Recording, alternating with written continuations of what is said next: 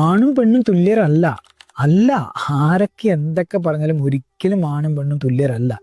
Human റൈറ്റ്സിനെ കുറിച്ചാണോ പറഞ്ഞത്? അല്ല, human rights എല്ലാം ഈക്വലാണ്. അതല്ലാതെ ആണിന്റെയും പെണ്ണിന്റെയും ലൈഫ് എടുത്ത് നോക്കിക്കഴിഞ്ഞാലും ഇമോഷൻസ് എടുത്ത് നോക്കിക്കഴിഞ്ഞാലും എനർജി എടുത്ത് നോക്കിക്കഴിഞ്ഞാലും ഒക്കെ നമുക്ക് മനസ്സിലാവും ആണും പെണ്ണും തുല്യരല്ല എന്നുള്ളത്. അപ്പോൾ ഒരു ആണും പെണ്ണും നമുക്ക് ഒരു തീനെയും വെള്ളത്തെയും ഉപയോഗിക്കുകയാണെങ്കിൽ തീ നമുക്ക് ചൂട് തരുന്നുണ്ട്, വെള്ളം നമുക്ക് ജീവൻ നൽകുന്നുണ്ട്. പക്ഷെ രണ്ടുപേരും അവരുടേതായ രീതിയിൽ ശക്തരാണ്. അപ്പോൾ രണ്ടും നമുക്ക് ആവശ്യമുള്ള കാര്യമാണ്, രണ്ടും ഭയങ്കര പവർഫുള്ളാണ്.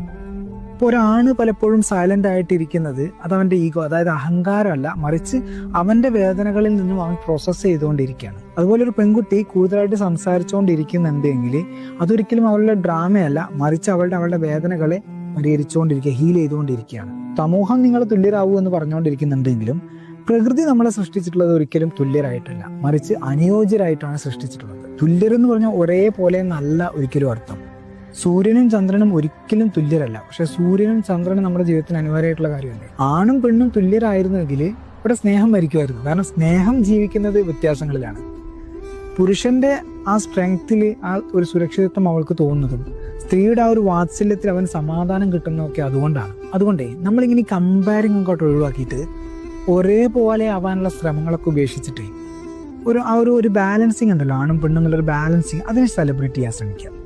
കാരണം സമത്വം എന്ന് പറഞ്ഞ ഒരു നിയമമാണ്. ശരിക്കും മനസ്സിലാക്കലാണ് യഥാർത്ഥ സ്നേഹം.